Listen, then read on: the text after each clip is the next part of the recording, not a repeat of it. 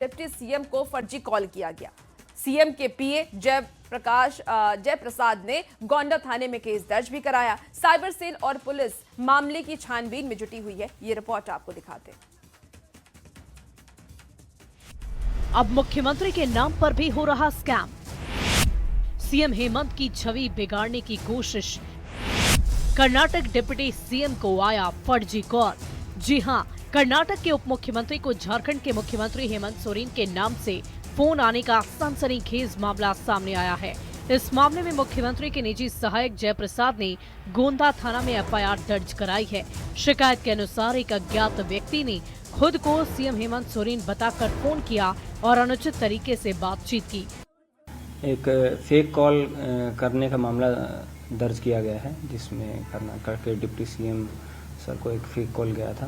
तो उसमें आगे एफआईआर करने के बाद अनुसंधान किया जा रहा है। अनुसंधान के क्रम में कुछ जो कॉल करने वाला जो व्यक्ति है उसकी पहचान कर ली गई है और आगे इसमें अग्रतर कार्रवाई की जा रही है।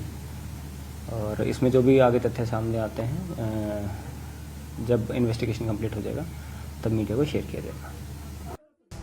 जानकारी के अनुसार 16 नवंबर रात करीब 9:50 पर कर्नाटक के डिप्टी सीएम को इसी नंबर से कॉल किया गया और फोन करने वाले ने उनकी पत्नी से बात करवाने की बात कही।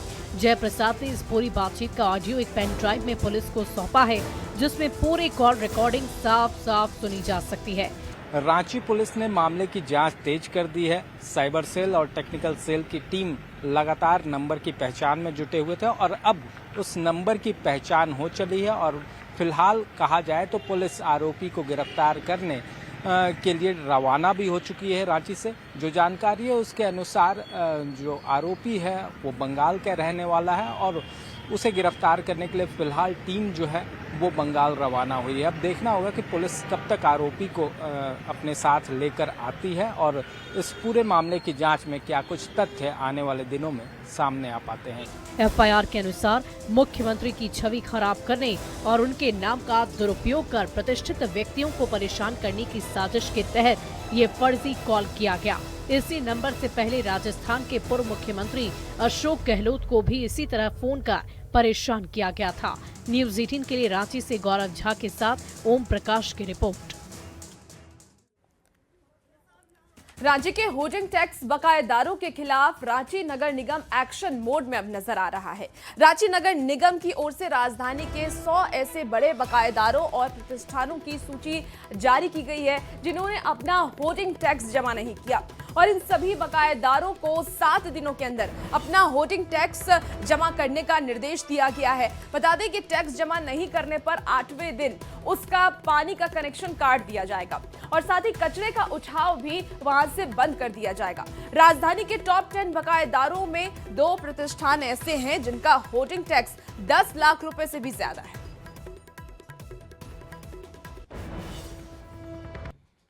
अगर आप राजधानी रांची में रहते हैं और रांची नगर निगम की ओर से दी जाने वाली तमाम सुविधाओं का लाभ उठाते हैं लेकिन अपना होल्डिंग टैक्स नहीं देते हैं तो फिर समझ जाइए कि आपके घर पर रांची नगर निगम की टीम पहुंचने जा रही है। जी हाँ, राजधानी रांची के ऐसे 100 प्रतिष्ठान जो होल्डिंग टैक्स के बकायेदार हैं, रांची नगर निगम की ओर से उनकी सूची जारी की गई है और इस सूची में तमाम लोगों को जिन्होंने भी अपना होल्डिंग टैक्स नहीं दिया है उनके नाम के आगे जो बकाया राशि है उसको लिखकर जारी किया गया है। बता दें कि इन 100 प्रतिष्ठानों में टॉप ऐसे 10 प्रतिष्ठान हैं जिनका जो बकाया राशि है वो तकरीबन आपको लाख रुपए से ऊपर है। मतलब कि अगर हम बात करें टॉप 10 में तो 10 लाख से ऊपर 2 राशि जो है उसको जानना बेहद ज़रूरी है। इसमें एक है बीआईटी मेसा जो सर्कुलर रोड में है, उसकी जो राशि है वो 16 लाख के करीब है, जबकि दूसरा आईएसएम पुंदाग है जिसकी राशि 12 लाख के करीब है। मतलब कि इन लोगों को जो है उसकी सूची जारी की गई है। इसके अलावा 8 जो टॉप जो बकायेदार हैं उनकी राशि 4 लाख से 9 लाख तक के करीब है।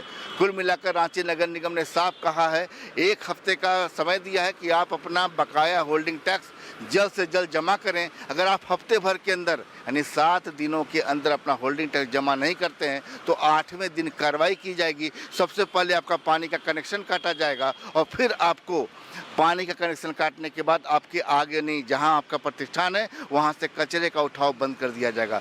कुल मिलाकर सूची जारी कर दी गई है, सूचना दे दी गई है और रांची नगर निगम अब इस मामले में पूरी तरह सख्त नजर आ रहा है। संजय कुमार सिन्हा, न्यूज़ 18 रांची। देखिए, राजधानी रांची में होल्डिंग टैक्स बकायेदारों के खिलाफ नगर निगम की कार्रवाई पर सियासत भी अब शुरू हो गई है। जो जानकारी सामने आ रही है, जेएमएम ने निगम की इस कार्रवाई को बिल्कुल सही और जायज बताया है। तो बीजेपी ने निगम पर निशाना साधते हुए कहा कि ये कार्रवाई काफी पहले की जानी चाहिए थी, लाख रुपए से ज्यादा बकाये का इंतजार नहीं करना चाहिए था। बकाया आप क्यों रखेंगे भाई? बकाया है तो उस पर बजाबता ब्याज सहित उसे वसूला जाना चाहिए।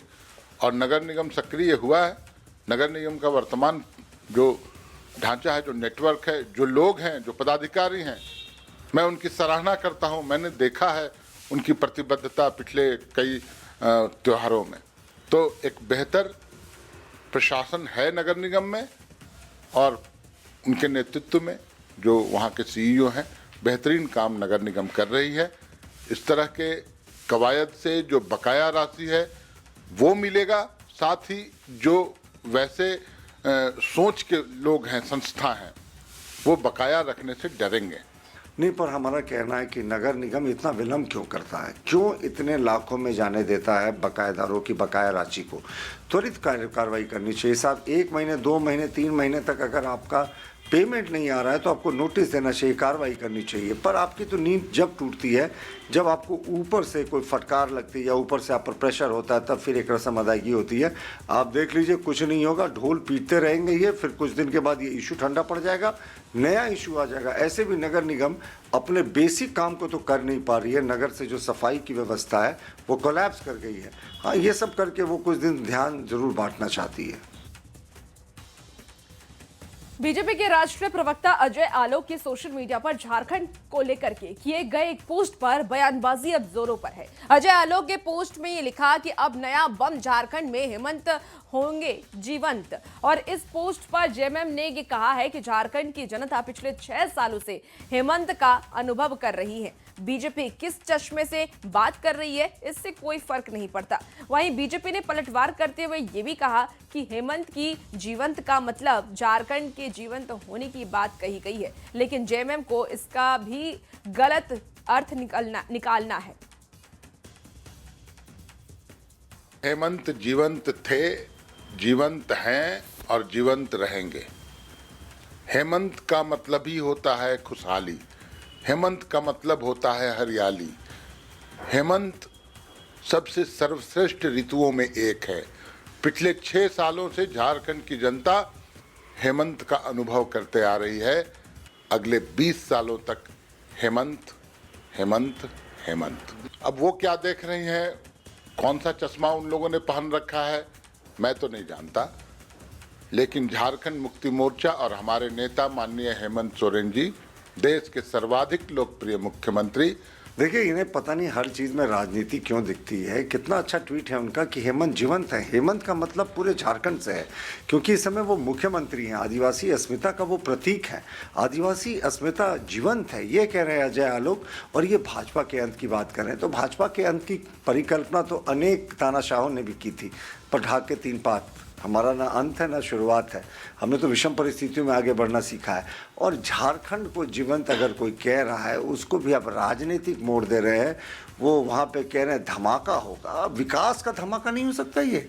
यानी सब चीज़ में अगर आप नेगेटिविटी खोजेंगे तो झारखंड मुक्ति मोर्चा कहलाएंगे। इसी बीच देखिए, चाईबासा से बड़ी खबर आ रही है, जहां हाथियों के झुंड ने उत्पात मचाया। क्षेत्र में दर्जन गांव में उत्पात मचाया गया। धान की फसल को हाथी नुकसान पहुंचा रहे हैं। ग्रामीणों में दहशत का माहौल है। वन विभाग से हाथी को खदेड़ने की मांग लगातार ग्रामीणों की तरफ से की जा रही है। तो बड़ी खबर आपको इस वक्त बता रहे हैं चाईबासा से, जहां हाथियों का उत्पात जारी है और हाथियों के उत्पात से ग्रामीणों में दहशत का माहौल है। लगातार वो वन विभाग से हाथियों को भगाने की मांग कर रहे हैं।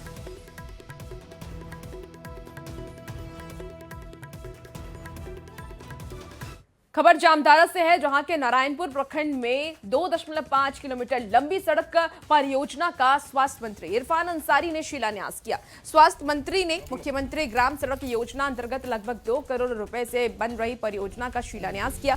इस दौरान इरफान अंसारी ने यह कहा कि यह सड़क आदिवासी बहुल क्षेत्र में स्थित है, जिसकी लंबे समय से स्थानीय मांग कर रहे थे। सड़क निर्माण पूरा होने पर हजारों आदिवासी ग्रामीणों को आवागमन में बड़ी सुविधा मिलेगी। वहाँ पर बहुत पुरानी मांग थी कि मंत्री जी ये रोड बना दें, तो इसको मैंने गंभीरता से लिया और आज निश्चित तौर पर मुझे खुशी हो रही है।